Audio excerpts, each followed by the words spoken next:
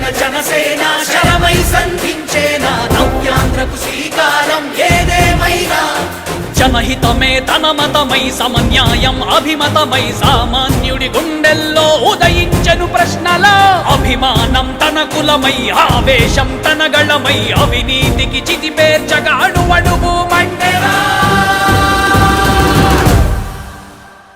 జన జన జన జనసేన యువ యువ యువ యువసేన విప్లవమై కదిలేనా ఎదురే ఉందా జన జన జన జనసేన శరమై సంధించేనా నవ్యాంధ్రకు శ్రీకారం ఏదేమైనా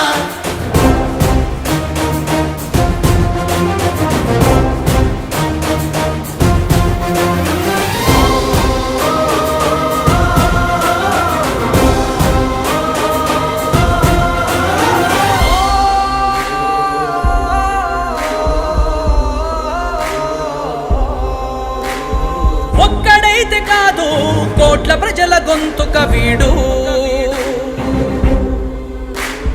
ఒక్కడైన చాలు మోకరిల్లు సామ్రాజ్యాలు ఆంధ్రదేశ భవిష్యత్తుకు దిక్కువైనావురా ఆడబిడ్డలందరికీ అన్నవయ్యావురా నమ్ముకున్న నవతరాన్ని వేలు పట్టి నడిపించే నాయకుడై కాపు కాయరా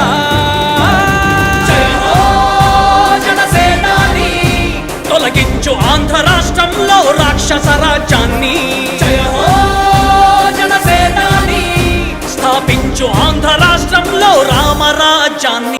కాకినాడ జిల్లా ప్రతిపాడు నియోజకవర్గం అనేటువంటి స్థితిలో ఉన్న ప్రతిపాడు నియోజకవర్గంలో ఎన్డీఏ కూటమి అభ్యర్థి నుంచి గ్రామాల్లో ప్రచార నిమిత్తం ముమ్మరంగా ప్రచారం చేస్తున్నారు.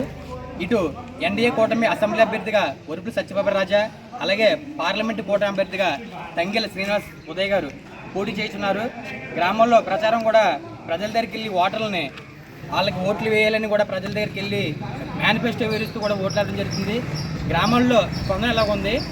పార్లమెంట్ అభ్యర్థి నుండి ఉదయ్ శ్రీనివాస్ గారు యువ పారిశ్రామికవేత్త, ఆయన అభ్యర్థిత్వాన్ని ప్రజలు ఏ విధంగా స్పందిస్తున్నారు, గ్రామాల్లో ఏ విధంగా స్పందన ఉందని అడిగి ఇక్కడ జనసేన పార్టీ నాయకులు ఉన్నారు, వారిని అడిగి తెలుసుకుందాం.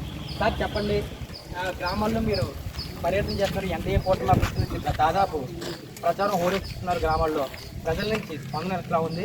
వాళ్ళు ఏ విధంగా మీరు మేనిఫెస్టో ఇస్తూ ప్రజల వద్దకు వెళ్ళి ఓటర్లు ఏ విధంగా అడగడం జరుగుతుంది? మేము మొదటి నుంచి కూడా ఈ ప్రచార నిమిత్తం వచ్చినప్పుడు మొదట్లో మామూలుగా చూసాము. అయితే మేము ప్రచారం చేస్తున్నప్పుడు ప్రజల్లో మంచి స్పందన రావడం జరిగింది.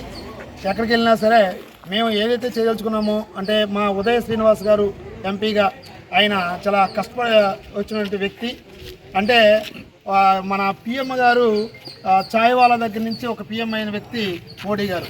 అదేవిధంగా ఒక ఛాయ్ షాప్ దగ్గర నుంచి ఒక ఇన్నోవేటివ్గా ఆలోచించి ఈరోజు ఒక స్థాయికి వచ్చి అతని కింద 25,000 మంది సుమారుగా పనిచేయడం స్థాయికి వచ్చి, అంటే ఆ స్థితికి రావడానికి కారణం ఏంటంటే ఖచ్చితంగా ఆయనలో ఒక ఇన్నోవేటివ్ థాట్స్ అనేవి ఉన్నాయి.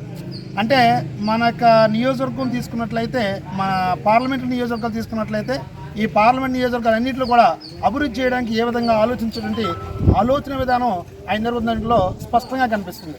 సో ఆయన ఏం చేశారో, ఎలా చేయబోతున్నారో అవన్నీ కూడా మేము వివరిస్తున్నాము. వివరించినప్పుడు ప్రజల్లో స్పందన కనిపించింది.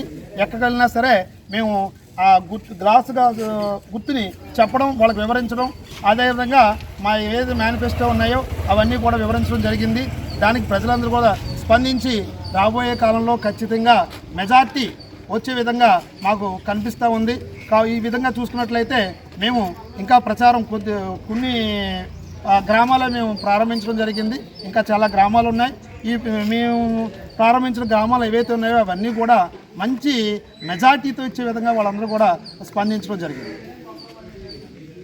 ఎన్డీఏ ఉమ్మడి అభ్యర్థి అయిన శ్రీ తంగెల ఉదయ్ శ్రీనివాస్ గారిని గెలిపించాలని, అభ్యర్థి అయిన ఒరుపుల సత్యబాబు గారిని గెలిపించాలని చెప్పి మేము ప్రతిపాడు మండలంలో ప్రతి గ్రామంలోనే జన సైనికులు, నాయకులు అందరూ కలిసి మా వంతు కృషిగా ప్రతి గ్రామంలోనే పర్యటిస్తున్నాం. మాకు ప్రజల నుంచి కూటమికి విశేష స్పందన లభిస్తుంది.